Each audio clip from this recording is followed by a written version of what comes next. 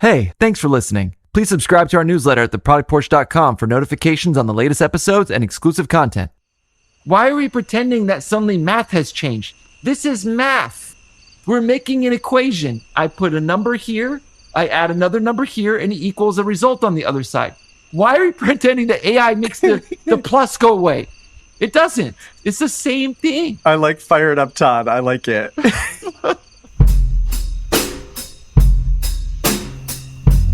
Welcome to the Product Porch with Ryan Cantwell, Todd Blaquiere, and me, Joe Ghali. Today on the porch, we talk about AI tooling and how deep a PM should go before we drown. Now settle in, folks, because on the Product Porch, every topic is a product topic. Gentlemen, happy summer. Is everyone enjoying their summer? Joe, you are summer. I'm exhausted. Summer is exhausting. Summer is lots of time outside, lots of softball. But like I can tell you guys, I think I'm winding down. I think this is going to be this week coming up, may be my last week as a softball coach. Guys, 15 years. Wow. 15 years coaching. That's a lot of summers, guys. That's going to be hard to let that go. That's an important part of your life. It is. Yeah. It is. But I think it's time to hang that hat and kind of move on. So maybe I'll pick up golf again. We'll see. But it's good to see you guys again. It's good to see you guys.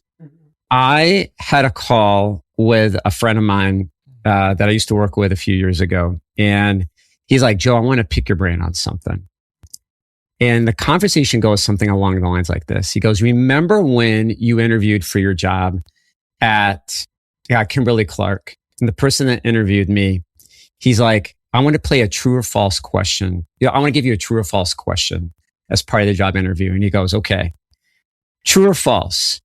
Because I know how to write stories in Jira, that makes me a product owner. And I'm like, false. Absolutely false. And he goes, okay, good. So, cause he remembered that story. I was like that, for whatever reason, it resonated with him when I told him that story. And he goes, okay, let's do another one. He goes, true or false? I know how to use AHA to build a really great roadmap as a product manager. That makes you a product manager? And I said, false. Just because you know how to use the tool doesn't make you a great product manager. It just means you know how to use the tool.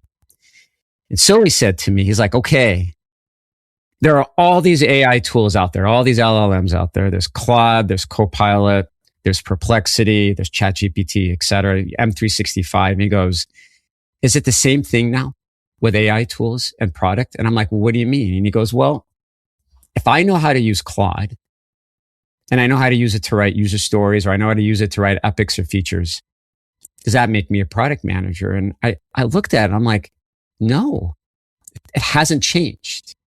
I said, it's more nuanced than it's ever been, but it hasn't changed. The skills don't change, right? We've talked about this ad nauseum on this podcast, right? We talk about in our own organizations. It's like, it hasn't changed. So I wanted to ask you guys, am I off base? Am I going down the right line when I say, look, tooling is still important for a product leader, still important, right? And the tooling isn't, am I aware of how to use the tool, right? It's more about when do I use the tool? So I think that's my hypothesis. But that I want to get a gut check from you guys. Like, is it even more nuanced than that? What do you guys think? There's always nuance with everything, but I think bluntly, Joe, Todd, I'm going to go back to the analogy you used a couple episodes ago. I used a hammer to hack off a branch of a tree. If we have tools available to us, but they're enablers, and we need to know what job they should be used for and how to wield them. Otherwise, I can use a shovel to hit somebody, or I can use a shovel to plant a tree. So, well, the other thing that comes to mind is, what level experience do you need to complete a job? Because that's true. Using that tool analogy, a hammer's pretty easy to swing, but there are still some who are much more adept at using hammers than others. And then you have different tools in the tool belt that require a little bit more technical expertise. And, when my daughter, a couple years ago for her birthday, she just joined me at work. I actually had her write a couple user stories. Now, it took her a couple hours to write these couple user stories. And they were probably 80% of the way there. And then I just finished them off, but she did a good job. I was proud of her. It was fun getting to watch her user stories get built.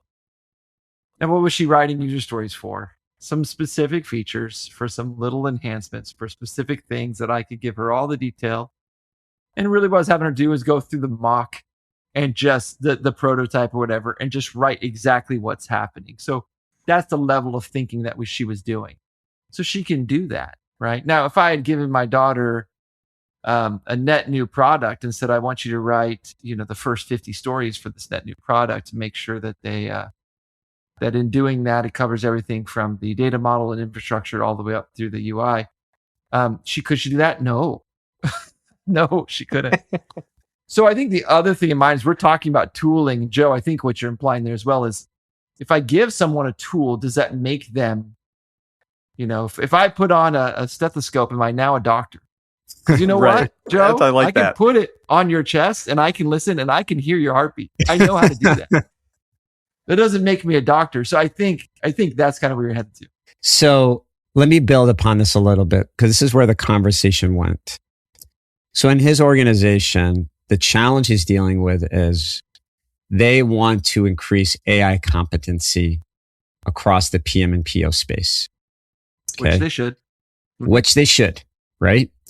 The challenge is, how do you measure that? How do you know that your PMs, your POs, or whatever supporting roles, they have reached a certain level of competency, right? With regards to AI. Now, this is where I said it got tricky, because from my perspective, the easy way that I see a lot of organizations go down right now is they identify some training modules, right? They identify, this tooling overview, this intermediate overview. They cherry pick different training, and they say, okay, there's going to be 8 hours of training we're going to do, and you're going to need to complete it in the next quarter. And once everyone is done completing that training, right? Leadership can now confidently tell their leaders, hey, we have reached a certain level of AI competency across our organization for these roles. And he's like, something just feels icky about that. And I asked him why. And he goes, well, it's kind of like the HR training. It's like the check the box. Like people are treating that training in the same vein as, I'm going to turn it on. I'm going to walk away from my computer. I'm going to answer a few questions, and then I'm going to say it's done, because then I don't want to get yelled at by somebody. So let me take it a step further. How do you know somebody is competent, that someone has AI literacy, that someone can do the job? Like, how do you know that? How do you measure that? Can someone sit down after watching this little training video and do some things? Absolutely. When you first start watching these videos, are you going to be overly optimistic about what you can accomplish? Certainly will. Not until you start doing all the things and you bump up against those edges will you realize that, oh no, this is not as easy as I thought it would be. And so the answer to the question for me, you got to do experience. You have to have experience. It's the same with any tool. Some tools are easier to learn than others, but regardless, you need experience before you know how to apply that tool. And what's important here is, you call it the plateau of productivity. There's to be able to predict, determine what this is going to look like when you go to use it. That takes experience. So to give you an example, the first time I did editing software, I had my own creative media company, and we needed to get this commercial done, and our editor couldn't get it done in time and had some other obligation or something. And I was like, oh shoot, this needs to get done. So I'm watching YouTube videos, learning how to edit software for the first time as we're trying to produce this commercial. It was a slow go, and I had no reasonable expectation for how long it would take me. I had a couple ideas in mind. I tried to edit and it didn't work because I had no real understanding of the capability of the tool and how far I could push it. After time, I edited so much in video editing for a while that after a while, I could picture the edit in my head before I went to the software. I knew which button clicks I was going to click on. I knew I could see it. In fact, with this podcast, I can hear it while we're recording. I can hear the cuts. I know where it's going to land because I've done it so much. And so that's the difference, right? Like there is knowing from video watching and there's knowing from experience. And this is what's important in product management and AI tooling. If you're going to go into planning what you're going to accomplish with your AI tool set, you need to have enough experience to know what those edges and boundaries are and what the limitations of the tool are. I like what Todd was saying, but what I want to unpack, Joe, is you were asking about how do you measure literacy in this area? And you got to look at it from both perspectives of the evaluator and the evaluatee, the person who's being evaluated. So it makes me really nervous, especially with the organizations that I work in, and that the people in leadership that are supposed to be doing the evaluating are the least knowledgeable about the tool. So how do they know that what product people are doing are the right things? And for me, it comes back to whether the tooling is there or not, that the product person is making decisions. Those decisions will have hopefully a positive impact. And so instead of saying like, are they using AI the right way? Or like, are they typing prompts like this or like that? It doesn't matter. It's not about, all right, go use it. I see you're not using it enough. You're not spending enough tokens. It's like, that's meaningless to me. Those are like, vanity metrics. All right. Are you using it to enable yourself in the way you're supposed to, not to go create the next funny picture? Right, creating memes. You think about it with Excel. How many people use Excel every day but don't know how to make a pivot table? Oh, okay. This is a great story. So this shows how old I am, but I remember I was like an associate product manager. I was doing analysis on my product portfolio. I used a pivot table to like crunch a bunch of information and put it together very quickly, like in a meeting, to show a leadership team. And you would have thought I was a wizard. Like they looked at me and was like, what just happened? Like to them, it was as if I was doing magic tricks. So, yeah. And that's what I'm afraid of with AI. Somebody's going to get an answer right now and everyone's just going to be like, yeah, there's the answer. It gave us the answer. You're alluding to the biggest problem. Mm-hmm. The biggest problem is right there because you have people who don't understand AI, how it works, how to use it, who are making decisions. And they are being mystified by people walking into the room and showing them something fancy they built with AI. Mm-hmm. But they don't know how to ask the right questions. And the worst case scenario, Leah Taran just did a whole article on this I absolutely love. The worst case scenario is people are believing the overconfident results that they get from AI and believing that is fact. I know. And so you have you have executives who are looking at some beautiful document that was one-shot prompted by some junior level person who just knows how to use AI slightly better than them. And the response is, this is amazing. This is how we should make all our decisions now. Yeah. It's so frustrating. The skill that needs built isn't just how to use the tool, but to evaluate the outputs of the tool to know if they are good. So that's another thing to talk about, right? That we need discernment in ourselves to be able to do that well. Because if we treat it like an oracle with all the answers, that is like the scariest thing to me. But I think we have a lot of that going on right now where we have people who are just saying, ooh, look at the shiny thing. Ryan just did magic with a pivot table. Let's just pivot table everything. I've wrote a lot of things down that I want to follow. I want to elaborate on. Todd, you said executives don't know how to ask the right questions. What are the right questions to ask? Are the right questions to ask things like, our delivery time, rework, or do we have less rework? Is our delivery cost lower? Am I oversimplifying? Like, are we delivering value? Are we seeing higher adoption? Like, there are leading indicators.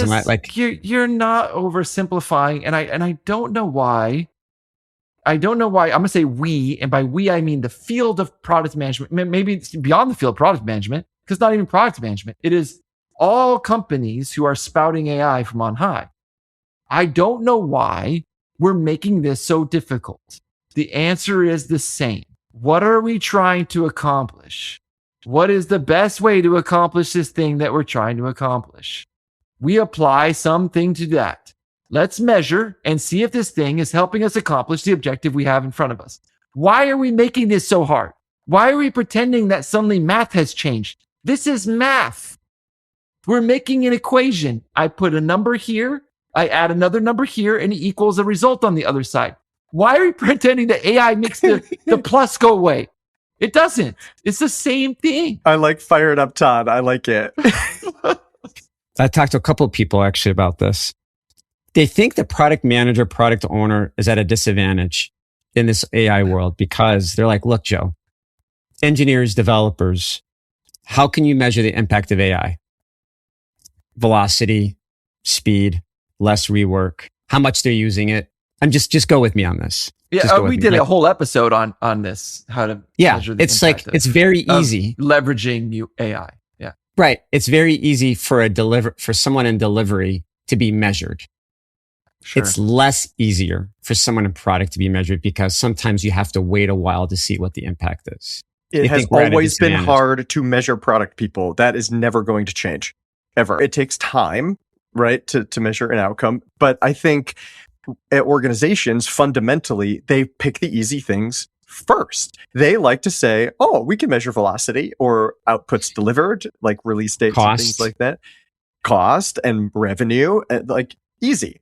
But it's hard to say, are we making progress towards delivering value to that customer? How do we do that? What is the behavior that we're looking for? How do we measure for that? And this is particularly more difficult in the hardware space. Flip this on its head a little bit. Yeah. Okay. Because I think we're talking about two different things, actually. I think we're conflating two different things, I should say.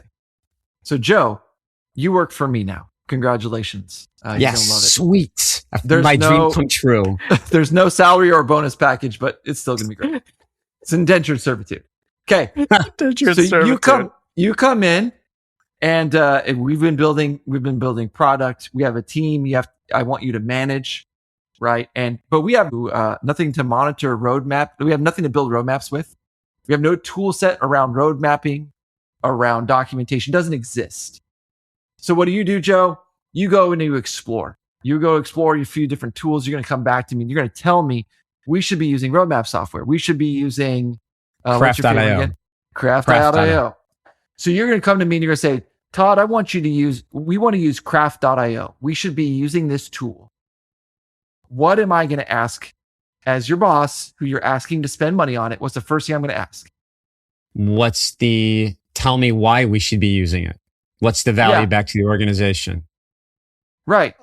How much does it cost? And what do we get in return? What's the return on investment? You both have it right. What's this thing cost? What is the return on investment? And that's what I'm going to ask you. And what are you going to do? You're going to come back qualitatively and quantitatively as best you can. Mm-hmm. Qualitatively, we're going to have better stakeholder alignment. We're going to have clear understanding. It's going to be easier. Quantitatively, right now, we do this and that, and you're going to try your best to put a story around that. This is what I'm saying when we're evaluating AI tool usage. Now, we talk about something different when we talk about AI as a product or something within our product, a capability. But when evaluating it as a tool, it's the exact same. Joe, you're going to come to me and say, Todd, we need to use Claude. I want to use Claude for my product team. And I'm going to say, what's the ROI?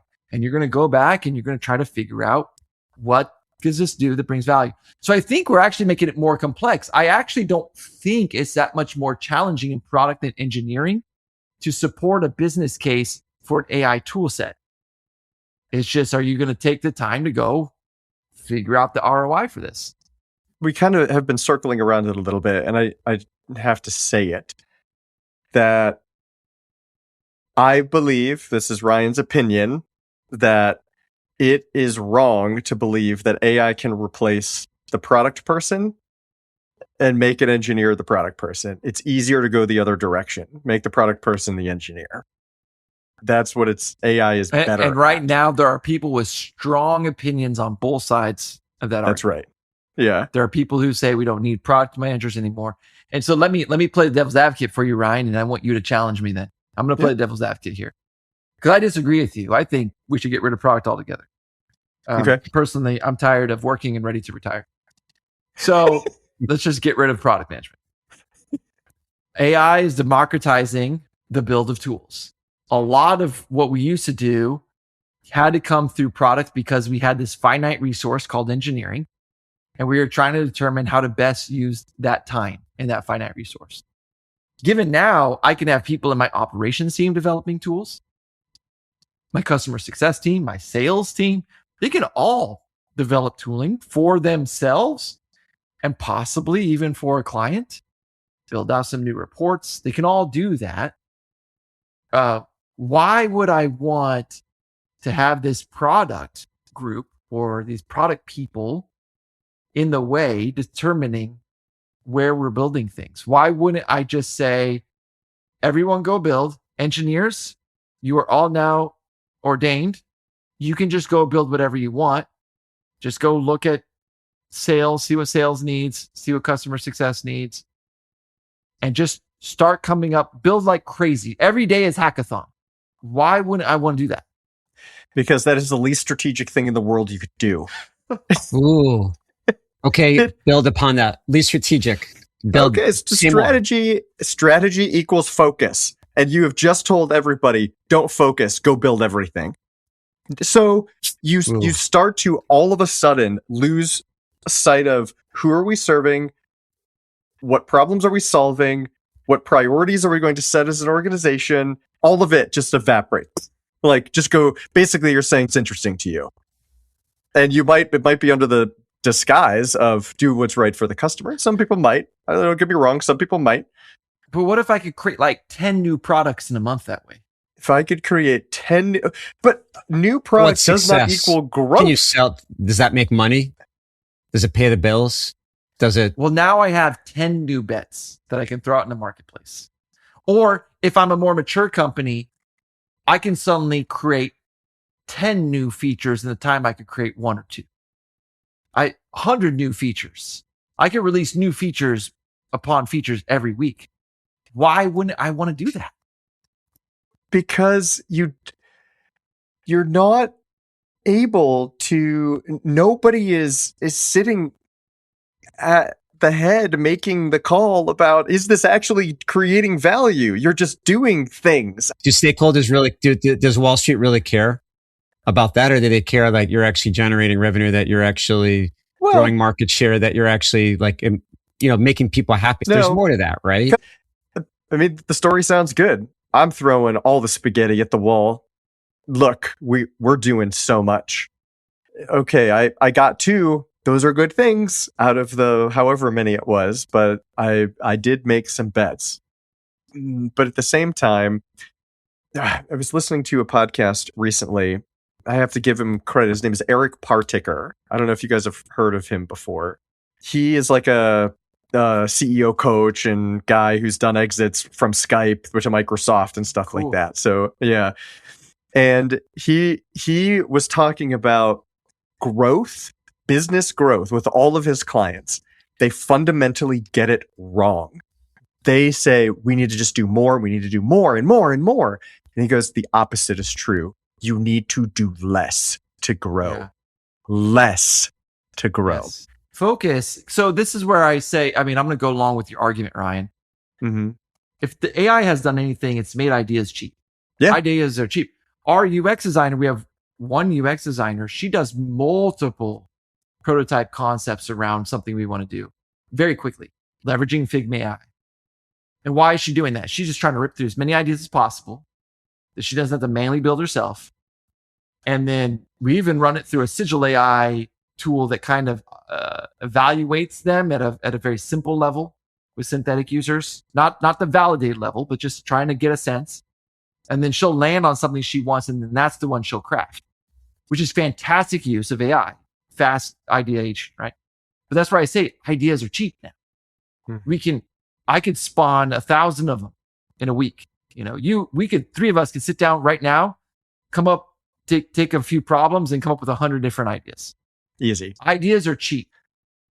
What is still a finite, valuable resource, what's still diamond, is a problem for which people will buy a solution.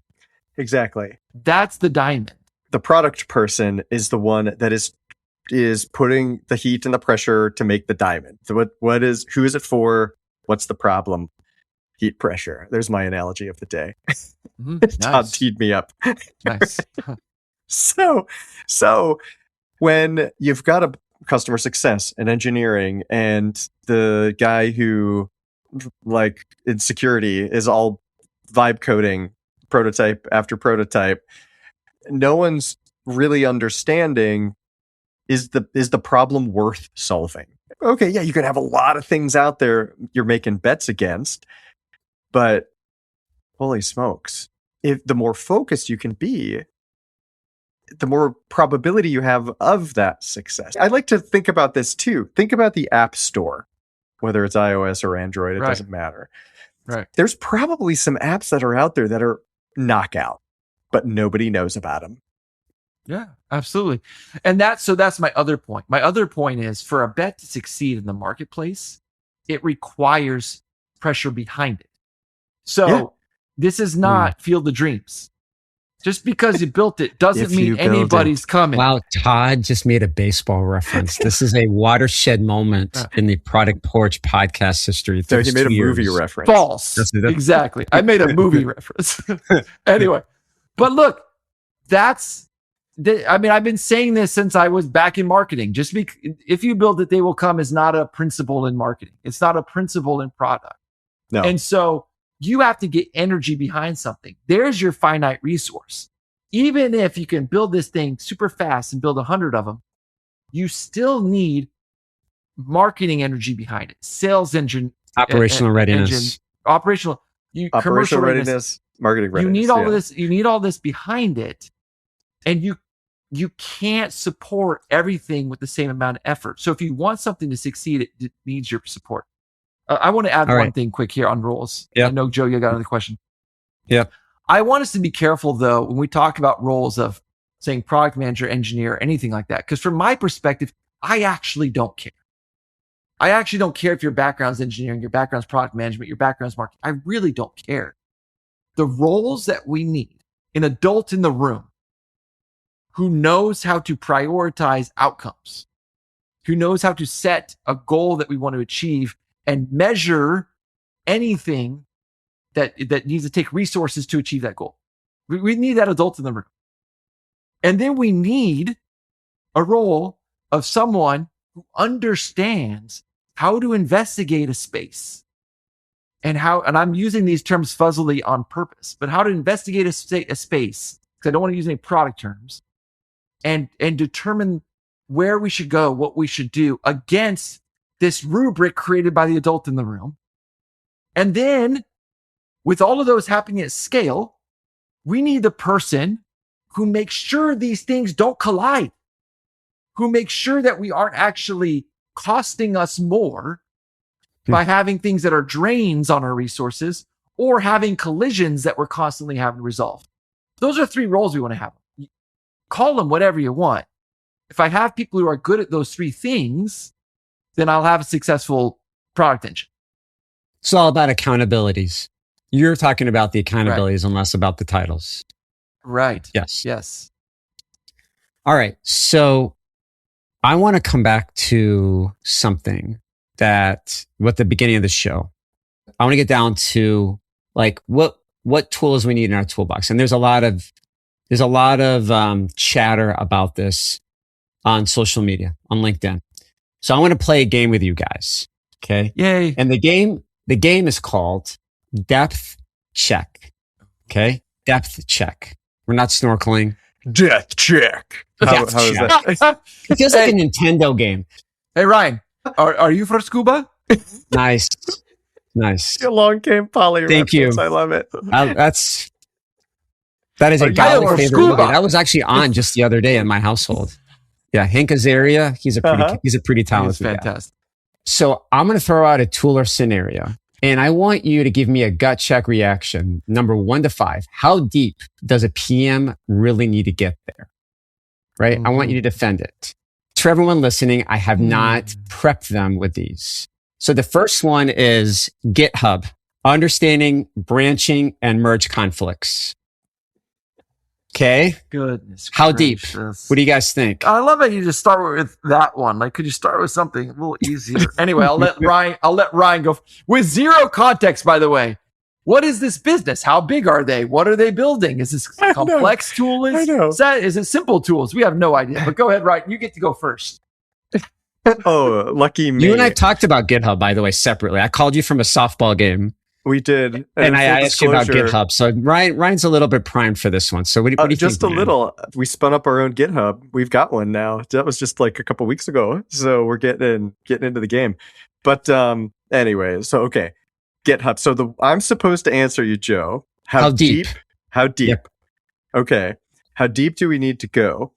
It's more important today if we are doing like using a coding agent, like if me, the product person, am using a coding agent, I have to at least have some working understanding of what a branch is, how and when and if I'm going to merge that branch back into like sync it with the main line code. I need to at least have a concept of what branches are being worked on, who is working on them, and when do we merge them in to release. Okay, so as a product manager, we should go that deep.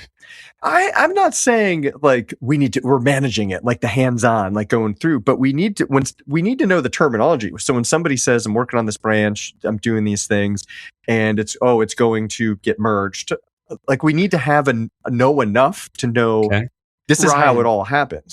You and I would be horrible on Family Feud, by the way.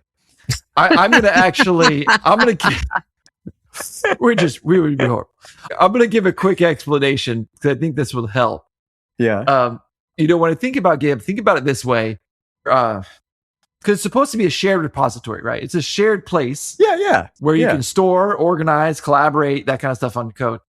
So basically, it's Google Docs for software. It's that place you can go. There is a thing called Git and there is GitHub. They are different things made by the same company. So, but yes, Todd, you're right. GitHub, more collaboration. Git, more code management, even though you can put code on Git, right?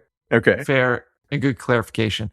Yeah. I'm just saying this for this reason, because how deep does a product manager go? I'm having a hard time defining that without context.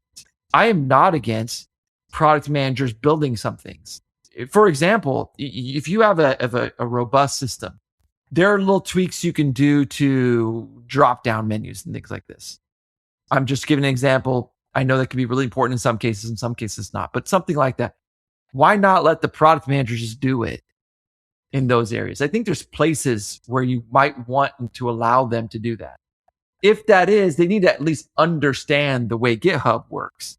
If you're going to have them checking in code. Now, they shouldn't manage that.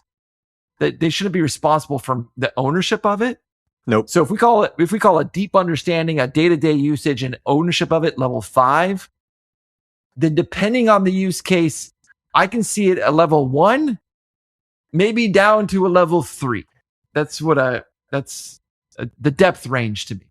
Right. The depth range. I just want to bring this up because it's interesting to me. We product people now have the ability to, especially if we're using Anthropic, to build skills and to do things like that. That's code. We can collaborate amongst ourselves as a team, and we can go a little bit deeper in something like GitHub if we're doing that, because we can treat it that way. Absolutely. For your internal product tooling. You got it. Yep. Yes, absolutely. Yeah. By the way, Todd, you just gave me a fantastic idea for an upcoming podcast, a Family Feud version of the Product Porch. I don't know. There's something there. We should run some polls. That would be fun, actually. So fun. I would love it. when I get back from vacation, I might try to figure out how we could build something like maybe just bring some other people into the conversation. We I think that'd be a lot of fun. 50 product managers. Yeah. Anyway, that could be super fun. That would be. All right. I feel bad now that Todd yelled at me for not giving him a softball for the first time. But I'm going to go with softball for the second one. And Todd, this is important. I think you brought up something really important here. Context matters. Context matters. And sometimes we get too general, right? With these terms, we talk about tooling. Figma, building a clickable prototype yourself. Well, I'll be honest, we have our product managers will build them themselves. They've used a series of tools. They've used V0, they've used Figma. And honestly, the reason they do that is it's easier to react to something real than words. And we're so used to building words. The barrier has gone way down now. So given that I think product managers should be doing some level of prototyping, it's faster. Figma or thing du jour, I would say enough. I mean, honestly, whatever, especially a generative AI one, I would say maybe as far deep as a 4. Well, so speaking of context mattering, I think Figma is the shallow end of the pool where GitHub was the deep end. So you can go a lot deeper in something like GitHub. Figma, I mean, for goodness sake, I could ask my 14-year-old daughter to step up to Figma and go build something, and she could type and have something built. So in terms of the knowledge needed to be successful there, I think it's a lot shallower. Okay. But that said, I think we do need the ability to be able to use it now as a product person. But remember what I said too about that third role, the person who keeps the collisions from happening and keeps from building. In this case, that is your designer. I'm putting a name on it. It's your UX designer, UX design lead, whoever that is. You actually need your design system in place, right? In your folders and things, and make sure that things are aligned across the tool. So notifications don't look like this in this product and that in that product, right? So this still requires that person who's making sure collisions don't happen. And I don't necessarily see that as the product manager's role. I see them operating within it. Love it. Writing a basic SQL query. Right. Pick up your coding agent. It'll do it for you. I'm not going to have to write a SQL query. AI will do it for me. Okay. I believe it'd be great for PMs to have access to SQL and like Ryan said, leverage coding to do that. So, but do you need to be an expert? No, probably level 3. If you can type what you're looking for well enough and you understand it, you can get it. Natural language is all you need. All right. AI LLM concepts, knowing the difference between a prompt and a system prompt. I believe I do not know the difference between those two things that you just said. Okay, that answer probably answers the question right there. All right, how about knowing what an agent actually does? Wait. What are the difference between those two things? I don't know. I was going to ask you guys what the difference is. Somebody asked me that question, and I didn't know. I didn't have time to go look it up. Did you guys know what I'm going to do? I'm going to ask Chat or Claude. That's what I'm going to do. Yeah. All right, I'll tell you what ChatGPT says about it. Okay. So a prompt is an instruction a user gives in AI. So write a blog post, summarize the meeting. A system prompt is a higher priority set of instructions that defines how the AI should behave before it ever sees a prompt. Okay, I gotcha. So that's when you set it up with, you are a helpful software engineering tutor, always answering concise bullet points, always ask questions, those kind of things. So a system prompt is like the README or like .Claude file. .md or it's like how you want it to behave. How you want the agent to behave. Right. How is it behaving? Its tone. Its responses, everything. That's a system prompt. Yeah. And a prompt would be like, how did the Pittsburgh Pirates do today? I will say this. That is something you should, the difference between those two things I mean, being able to define it, I don't know how important that is. I didn't know it, but I use it all the time. Yep. I mean, that will definitely speed you up rather than always prompting your system to Claude or Chat the same way every time. Yeah, so I guess from a role perspective, it would be somebody like a platform developer or that's a system orchestrator setting up system prompts where a prompt could be done by anybody that's interacting with that system. So I think product people are now going to be acting more as platform developers if they're building internal tools. like tooling for themselves and the product team. So we might write system prompts in that context. But certainly when it comes to prompts, absolutely, you gotta get good at that. They should go deep on being able to even write system prompts, because even if you're just using Claude or chat for analysis of discovery synthesis, right? Or, you want to have it do it in the same framework every time. Or if you're doing evals on your AI solutions, like if that eval, you can now write the system prompt to correct and like guide it, right? Well said. All right. I liked how we ended on that one. I feel like for me, I would have said a 5 because I feel like I've done so much more in system prompting with agents and like teaching people how to use Copilot agents, like how I want them to behave. Yeah. So now I want to go to key takeaways. What are your key takeaways from today's discussion? Because we covered a lot. I'll start. I'm going to circle back to what Todd said because I wrote down a lot of really good stickies today. I wrote this down. This isn't a new fight. It's the same fight, just louder. Jira did make you a product owner. A roadmapping tool doesn't make you a strategist. AI tools won't make you technical. Tools have never been the credential judgment has. That's my key takeaway. I love that. After this conversation, I'm taking away that there's so much shouting about tool of the day. Yeah. Like learn this, learn that. And it's really important to say, yes, it's good to build skills. Like, sure, like go learn different tools and things like that, because you might find unique ways to use them to help yourself. But at the end of the day, the tool isn't helping you make better decisions. I mean, Joe, judgment and decision making still lives with you, the person, not necessarily with the tool. The tool is just that enabler.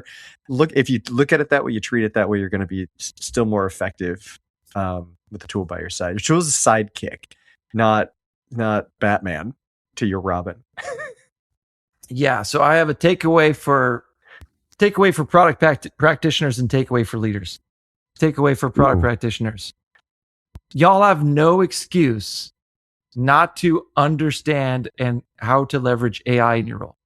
There's no excuse. And I could expand that beyond product practitioners. If you have a job, you should be learning how to leverage AI to improve your job and make yourself more effective. Period. Amen. Now to the leaders in the world here, people who are designing systems, designing roles, and hiring. Do not design your roles and systems around tools. Don't do that. Design them around what you're trying to accomplish. Love that. And then go find the people who fit that and measure them appropriately. Now, is that person going to be AI enabled in today's world? Yes. You're not going to hire someone who's not AI enabled. And if they're not doing that, they're not helping themselves. But that's not what you're hiring for. That is your pay to play. That's not what you're measuring for. You're measuring for those same skills that drive those outcomes that you want. Love it. Gentlemen, this has been really good. Thank you for allowing me to come up with the game and come up with so fun. What was it called, Joe? The game? Depth check. Depth check. All right, boys. So good. Oh boy, boys. Enjoy your vacations. We'll be talking to you guys again soon, but enjoy time with your families. Enjoy the rest of your summer, and we'll be back on the porch before you know it. Yep. Thank you for joining us on the Product Porch. We release new episodes every 2 weeks. You can also find us on LinkedIn for more content. We offer a special thank you to AJ and Jack Blaquiere for the music. The views and opinions expressed by the hosts of this podcast are their own and do not represent nor necessarily reflect those of their employer.